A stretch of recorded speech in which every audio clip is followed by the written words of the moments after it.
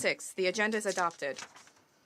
In accordance with Rule 37 of the Council's Provisional Rules of Procedure, I invite the representative of Ukraine to participate in this meeting. It is so decided.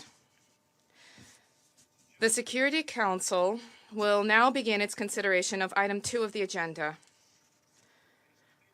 Members of the Council have before them document S/2022/160, the text of a draft resolution submitted by Albania and the United States of America. The Council is ready to proceed to the vote on the draft resolution before it. I shall put the draft resolution to the vote now. Will those in favor of the draft resolution contained in document S/2022/160 please raise their hand?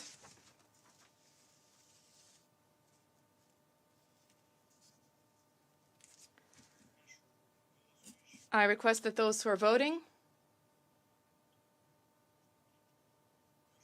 I request that those who are against the resolution raise their hand.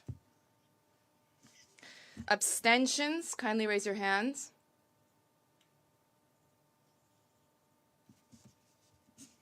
The result of the voting is as follows: 11 votes in favor, 1 vote against, 3 abstentions.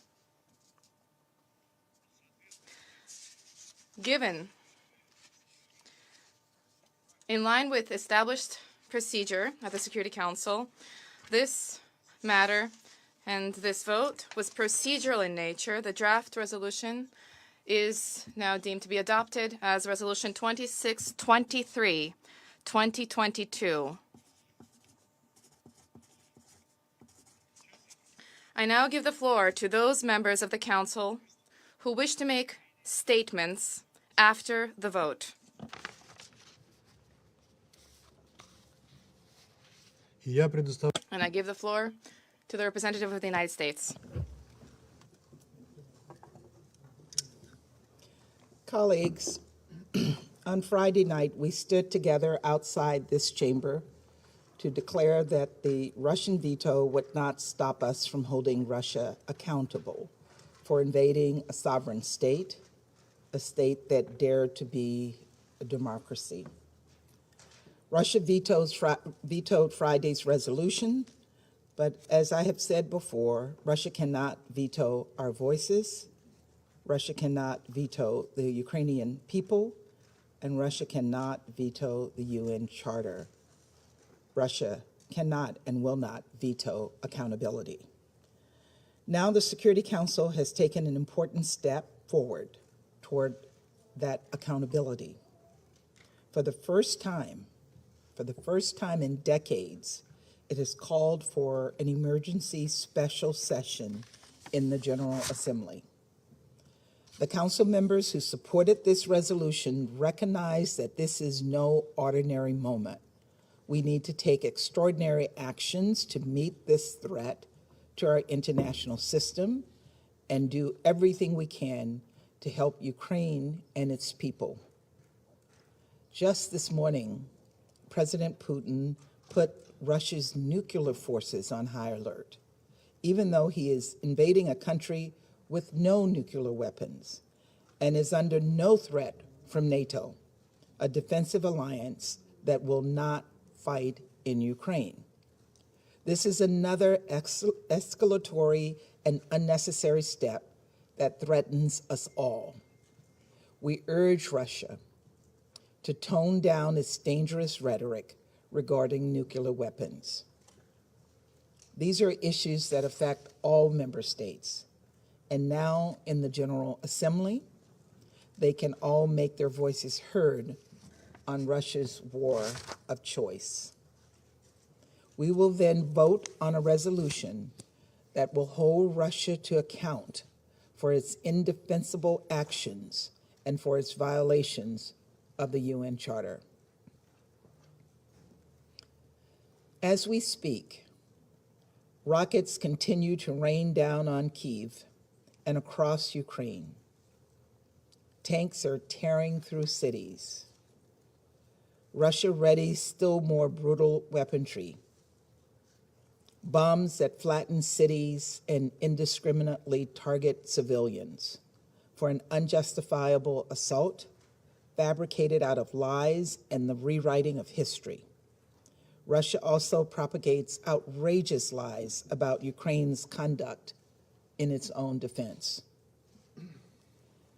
We are alarmed by the mounting reports of civilian casualties, videos of Russians' forces moving exceptionally lethal weaponry into Ukraine, and the widespread destruction of civilian facilities like residences, schools, and hospitals. To the Russian officers and soldiers, I say, the world is watching. Photographic and video evidence is mounting, and you will be held to account for your actions. We will not let atrocities slide.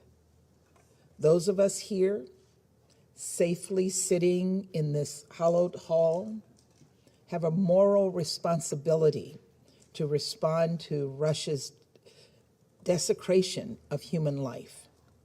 That means humanitarian aid, like the thermal blankets USAID has already airlifted to tens of thousands of Ukrainians in need, and the recently announced $54 million in additional humanitarian assistance that will reach hundreds of thousands more.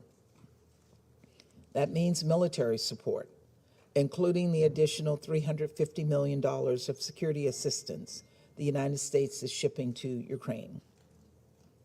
And it means holding the sole aggressor, Russia, accountable for its actions.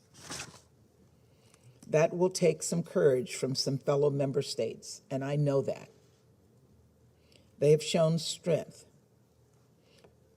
By the inspiration, I would like to stress, for the inspiration, I would ask you to look to the Ukrainian people. They have shown strength, courage, and resilience in the face of Russian guns and soldiers and bombs and rockets. They also maintain the courage to sit down and talk. We welcome their continued willingness to participate in peace talks. On Friday night, darkness descended on Kyiv. Missiles attacked a sheltering city. But the next morning, Ukrainians woke up to a new citizen, a baby girl born to a mother in a bomb shelter. The baby's name is Mia. Photos of her tiny hand gripping her mother as they hid underground have inspired the world. Let us have the courage of Mia's mother. Let us have the courage of the Ukrainian people standing bravely to defend their democracy, their way of life, and their futures. Let us show them that they are not alone, that the world stands behind them, that the United Nations has a purpose, that the additional bravery of the protesters in Russia is not in vain. Let us do everything we can to help the people of Ukraine as they stand up for themselves, for their sovereign country, and for their children. Thank you. Thank you. I now give the floor to the representative of Albania. Dear colleagues, Albania voted in favor and welcomes the adoption of this resolution. Formally, this short text is of purely procedural nature, but its significance is of historic proportions. Last Friday, Evita tried to lock the UN at a time when we need it most. Not anymore. Those 5 lines of the text we just adopted open the big doors of the place where the world meets, the UN General Assembly, to speak out and condemn an unprovoked and unjustified pure act of aggression. The UNGA emergency session is all about condemning an unprovoked war. It is all about upholding the UN Charter. It is about sending a clear and iron-strong message of what is acceptable and what is not, including to the Russian citizens who need to listen to the world and hear it. Russia must be stopped in its attempt to break the international rules-based order to replace it with its will. All member states, especially the small ones like mine, which constitute the majority of the UN, must remember that international law, rules, and the UN Charter are their best friend, their best army, their best defense, their best insurance. Russia's actions undermine them. It is time to learn from the past mistakes, not repeat and perpetuate them. Russia can, at any moment, come back to reason, stop the war, recall its invading troops, go back to talks, but real talks for peace, not for surrender and capitulation. But this needs lucidity, courage, and wisdom, not threats for apocalypse. As we said last Friday, this is no time to stay idle or look away. It's time to stand up. Ukraine and Ukrainians are resisting. My stain I budem стоять с Ukrainie. Thank you. Thank you. I give the floor to the representative of France. Mr. President, on Friday, the Russian Federation was alone at the Security Council in blocking the adoption of a resolution that was co-sponsored by 82 members of the United Nations. They called for an end to the aggression of Ukraine. France cannot accept this block. For this reason, today, we voted in favor of this new resolution, which calls for an emergency special session of the General Assembly. The Security Council remains seized of the matter. France will remain mobilized to that end to ensure that there be an upholding of its primary responsibility for the maintenance of international peace and security. In this context, the President of the French Republic, Emmanuel Macron, called for the Security Council to meet tomorrow to address the humanitarian situation in Ukraine. France will, alongside Mexico, submit a draft resolution in order to guarantee unfettered humanitarian access to meet the urgent needs of the people in Ukraine. Mr. President, in the light of those who are attempting to impose the law of the strongest, the international community has a duty to demonstrate its unity, its solidarity, and the primacy of rule of law. France stands steadfastly alongside Ukraine and its people. Thank you. I thank the representative of France, and I now give the floor to the representative of Ireland. Mr. President, Ireland once again strongly condemns the Russian Federation's further invasion of Ukraine, a sovereign and independent country. Since we last met on Friday, the Russian Federation has intensified its unjustified and unprovoked attack against Ukraine. Russia's aggression is causing mounting hardship and suffering for the people of Ukraine, who have shown remarkable resilience and resolve. Ireland stands in full solidarity with them today. Mr. President, this Council has a responsibility to act in the face of conflict and to respond to this grave threat to international peace and security. We have failed to exercise that responsibility. We were rendered powerless to do so in spite of the clear will of 11 members of this Council by the Russian Federation's use of the veto in a flagrant attempt to excuse its own military aggression against Ukraine, a fellow member of our United Nations. The use of this anachronistic veto in these terrible and tragic circumstances is reprehensible and undermines the legitimacy of this Council in the eyes of the watching world. However, the veto will not prevent the international community from responding to Russia's blatant breaches of international law, nor will it deter us from holding Russia accountable for its actions. Ireland voted in favour of this draft resolution to decide to call an emergency special session of the General Assembly.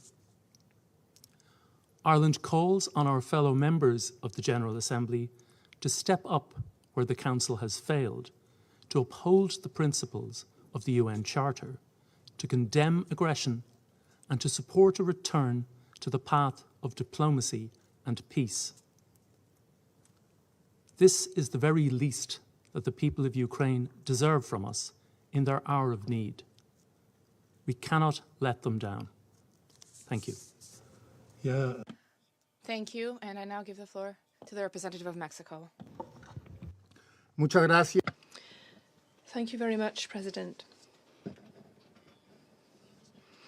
Last Friday, the 25th of February, as a result of an exercise of the veto, the Security Council was unable to fulfill its primary responsibility of maintaining international peace and security, since it proved unable to adopt a draft resolution in relation to the situation in Ukraine, despite 11 votes in favour. Before the paralysis of the Security Council, we are today invoking Resolution 377, Uniting for Peace, to convene urgently an extraordinary session of the General Assembly.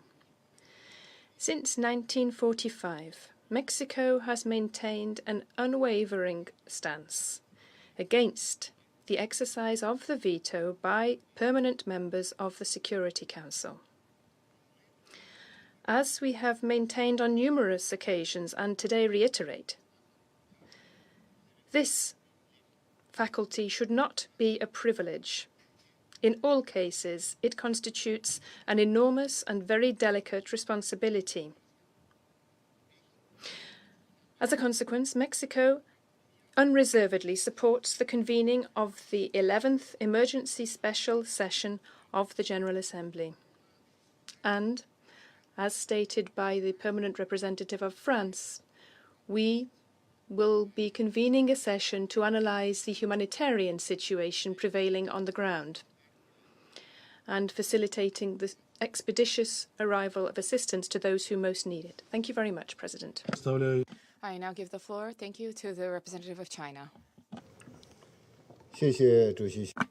Thank you, Mr. President. Mr. President, at present, we are witnessing dramatic changes in the Ukraine situation. China has on many occasions made its position clear on the Ukraine issue, and that position remains unchanged. We believe that the top priority now is for all parties to exercise the necessary restraint to prevent the situation in Ukraine from getting worse. China supports and encourages all diplomatic efforts conducive to a peaceful settlement of the Ukraine crisis, and welcomes the earliest possible direct dialogue and negotiations between Russia and Ukraine. At the same time, China supports equal-footed dialogues between the EU and Russia on European security issues, and upholding the principle of undivisible security to eventually form a balanced, effective, and sustainable European security mechanism. China believes that the Security Council should give priority to regional peace and stability and the universal security of all countries, and play a constructive role in resolving the Ukraine issue. Actions taken by the UN should help cool the situation and facilitate diplomatic solution to avoid escalation of tensions. I thank you, Mr. President. Thank you. I now give the floor to the representative of the United Kingdom. Thank you, Mr. President. The United Kingdom welcomes the result of this vote today. By voting in favour of convening an emergency special session of the General Assembly on Ukraine tomorrow, the members of this Council have laid bare Russia's diplomatic impotence. Russia again was isolated in opposing this resolution. But Russia cannot stop the world from coming together to condemn its invasion of Ukraine. As each day passes in this unprovoked and unjustified war, support for the people of Ukraine, their plight and their fight for freedom grows. So we urge all members of the United Nations to use their voice tomorrow to call for the immediate withdrawal of Russian forces from Ukraine and end this war. Thank you. Спасибо. Thank you. I now give the floor to the representative of India.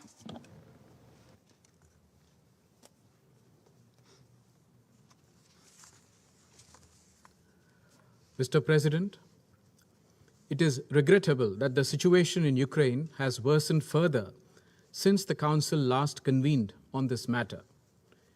We reiterate our call for immediate cessation of violence and an end to all hostilities. There is no other choice but to return back to the path of diplomacy and dialogue. Our Prime Minister has advocated this strongly in his recent conversations with the leadership of the Russian Federation and Ukraine.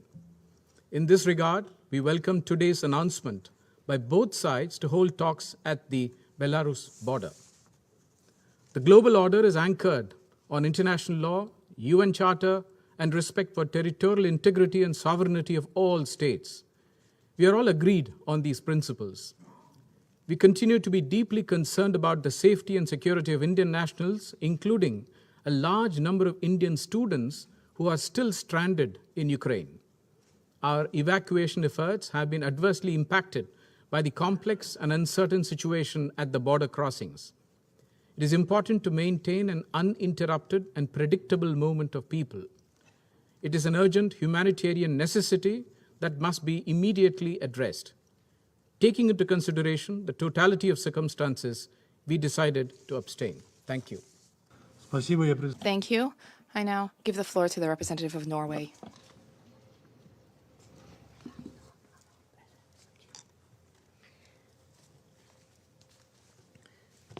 Norway voted in favor of the draft resolution. Just 2 days ago, in this chamber, we all saw that Russia was isolated and had no support for its attack on Ukraine. Russia's action is unacceptable. Russia is wrong. Russia is the aggressor that violates the very core principles of international law that the United Nations stands for. On Friday, this Council failed its primary responsibility for the maintenance of international peace and security.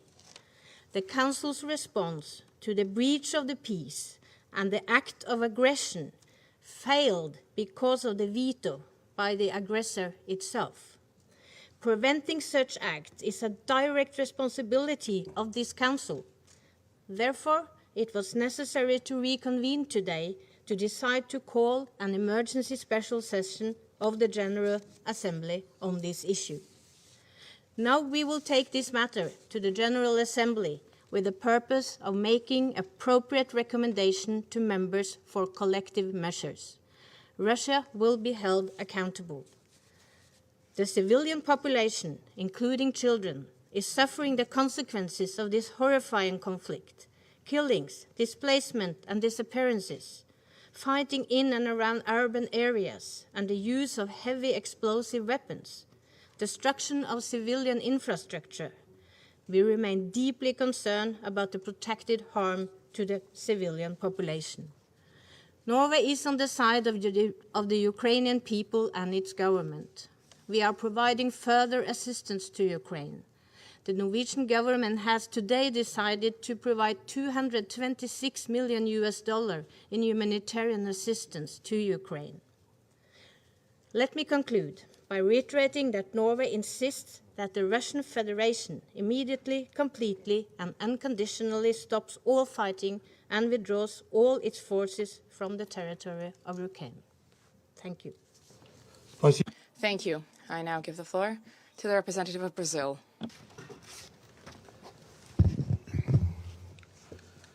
Thank you, Mr. President.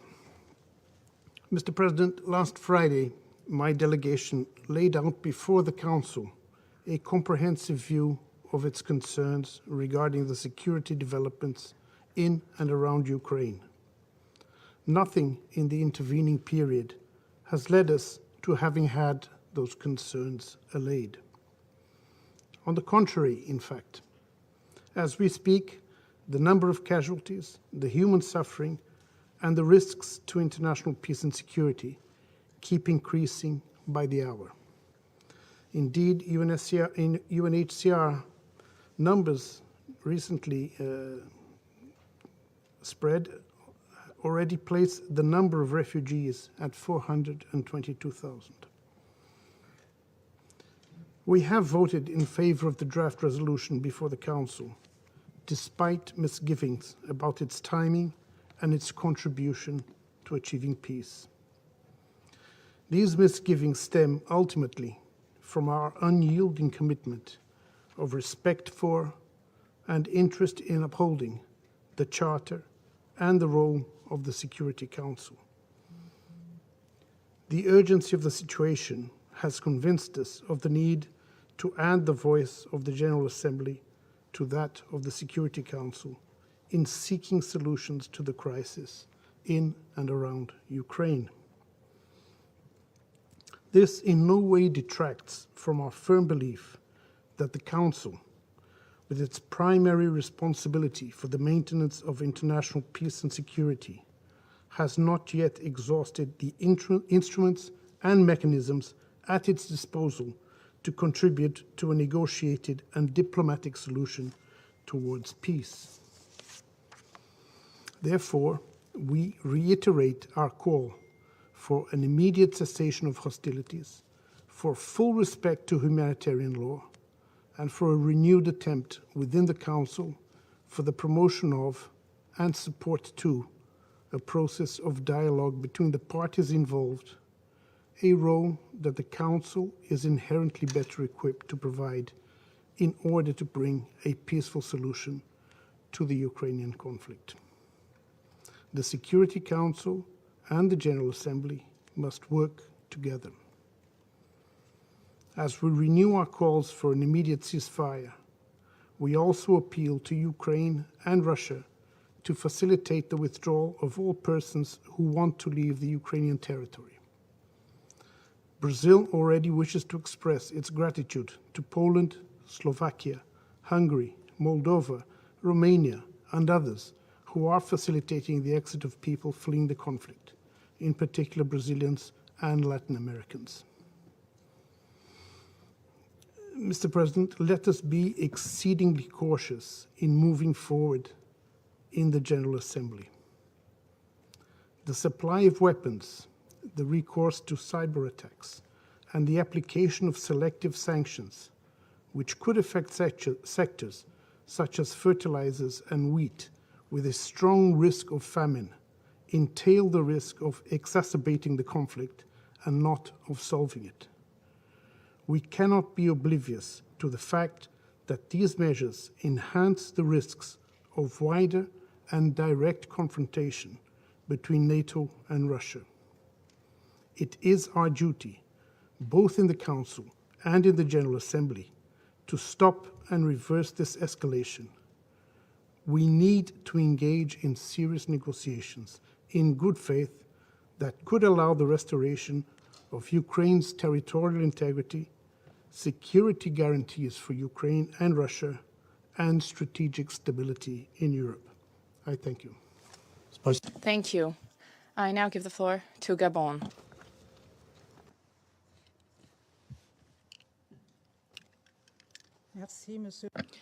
Thank you, President.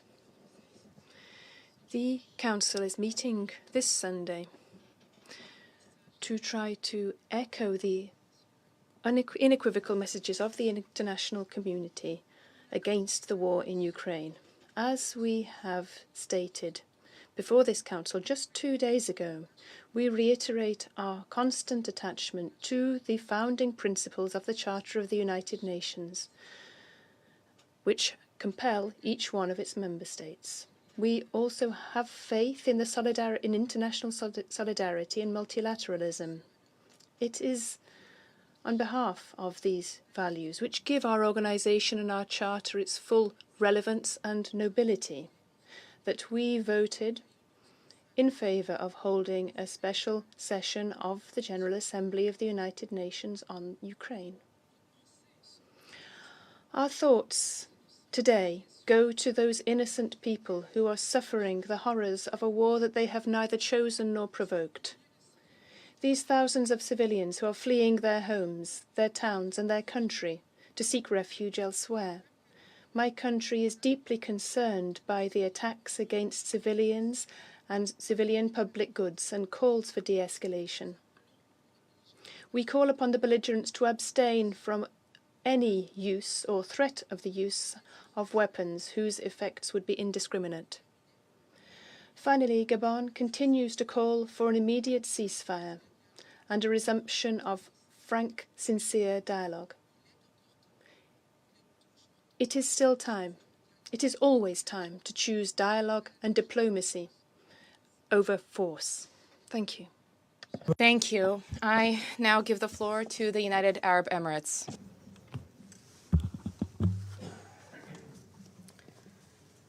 Mr. President, the UAE regrets that the situation in Ukraine has worsened since our last meeting and reiterates its call for a cessation of hostilities.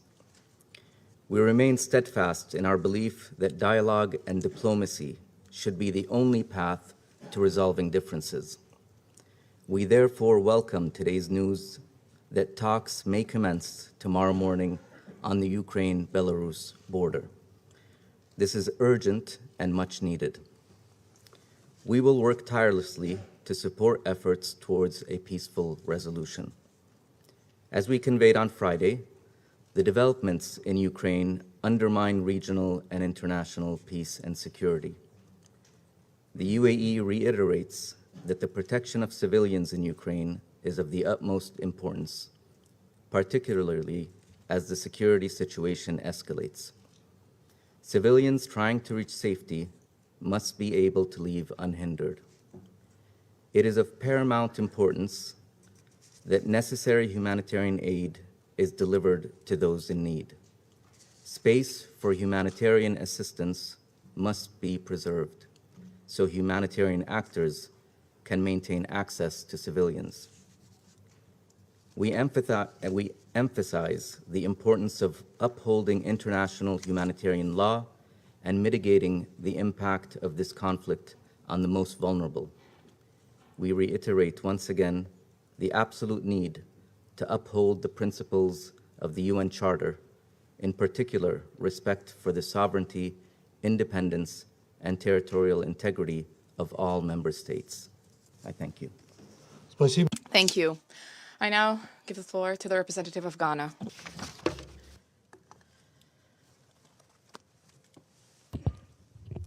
Mr. President, let me begin by acknowledging the dangerous moments we live in and noting the necessity for diplomacy to triumph over war. I therefore urge that even in this difficult moment, and as diplomatic representatives of our states, we maintain the commitment of our states to dialogue and the objectives of peace. Last Friday, because of the exercise of the veto, this Council was unable to assume its primary responsibility to act on a threat to international peace and security following the Russian Federation's aggression against Ukraine. It is time for the General Assembly to assume its residual responsibility and to pronounce itself on the matter. And it is for this reason that Ghana voted for this resolution just adopted. As we consider the resolution we have just adopted, it is important that we do so with sobriety, not only for this generation, but also for those whose blood and toil speak to us from the restless graves of the two world wars. As a condition for becoming a member of the United Nations, we have all declared to accept the obligations contained in the Charter in averment of our peace-loving nature, Today, the peace we say we love is threatened. Ghana therefore calls on all member states to participate in the emergency special session of the General Assembly in a constructive manner, to unite around the call for peace in stopping this unjustified war that has already caused the needless loss of many lives. I thank you very much for your kind attention. Thank you. I shall now deliver a statement in my capacity as a representative of the Russian Federation. The Russian Federation voted against the draft resolution submitted in connection with the fact that its sponsors proposed that it be registered that the Security Council failed to exercise its primary responsibility for the maintenance of international peace and security. At the same time, we did not see even a hint at an attempt to reach a constructive solution at the Council. And yet, 2 days ago, we blocked a draft specifically for the reason that it was both one-sided and imbalanced. We have not seen any new initiatives since then. The UN and the United Nations Security Council were created in the post-war period with the aim of saving succeeding generations from the scourge of war. To that end, global powers concurred to reach agreement among themselves, ideally to reach consensus. And in any event, certainly not to attempt to push through decisions on one another, nor to attempt to disregard the interests of any member of the P5. This is precisely why the Council has the vested right for permanent members to block a decision. This is not a privilege. This is a mechanism for ensuring the balance of interest, which is of such paramount importance for the entire world, and through this balance of interest for the achievement of global stability. Any attempt to circumvent the position of the Russian Federation, any attempt to disregard it undermines the very bedrock of the UN Charter. There is a need not to push through such schemes, but rather to endeavor to find common ground, regardless of our Western partners' attempts to avoid this, including when they disregarded our legitimate concerns in connection with NATO's policy and the Western countries' violation of the core principles of the OSCE on the indivisibility of security. Now there's a need to focus on resolving the situation which precipitated the crisis with which we are grappling. This crisis broke out not as a result of the launch of the Russian special military operation in Ukraine, but much earlier, when for 8 years you turned a blind eye to the crimes perpetrated by the Ukrainian nationalists in Donbass. And again, today, you did not mention at all the suffering of the residents of Donbass. For it was indeed what was the homes in Donbass, which was raised by the Ukrainian armed forces, and these images are now being taken by Western military outlets and being portrayed shamelessly as the consequences of our military operation in Ukraine. And today, during this meeting, once again, we hear lies, deceit, and fakes about the indiscriminate shelling of Ukrainian cities, hospitals, and schools. The Russian army does not threaten civilians in Ukraine. It is not shelling civilian infrastructure. A threat to civilians is now posed by Ukrainian nationalists who have effectively seized as hostages the residents of Ukraine, and they are using them now as human shields. There is a multitude of evidence from Ukrainians that the nationalists, despite their protests, are taking heavy equipment, multiple rocket launchers, and deploying them in residential areas. This is an egregious violation of international humanitarian law, which needs to be duly condemned. Essentially, this is the same tactic that is being used by ISIL terrorists. All responsibility for the possible repercussions lies at the feet of the Maidan regime. The residents of Ukraine are also threatened by the ongoing radicals giving power to all of those who wish, including prisoners from escapees from jail. They are taking weapons which are now being used by marauders, and thieves and criminals. Social networks have sufficient evidence of this from the residents of Kiev and other cities. This demonstrates the reckless approach of the Ukrainian authorities vis-à-vis their own citizens. Now, against the Russian Federation and social networks, there has been an information war has been unleashed. Insofar as evidence of destruction of civilian infrastructure by Russian military does not exist, Ukrainian strikes and accidental strikes and videos from Donbass are being portrayed as such, and these are actually being carried out by the Ukrainian nationalists.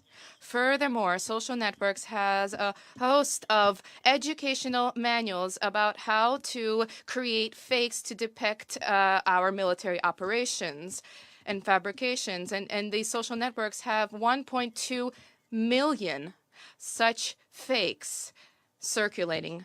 We urge our colleagues not to aid and abet the proliferation of such disinformation, although I fear that once again this call will fall on deaf ears.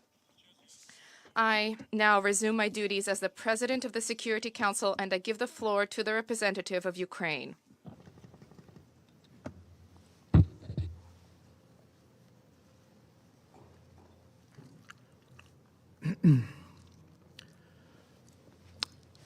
Distinguished members of the Security Council,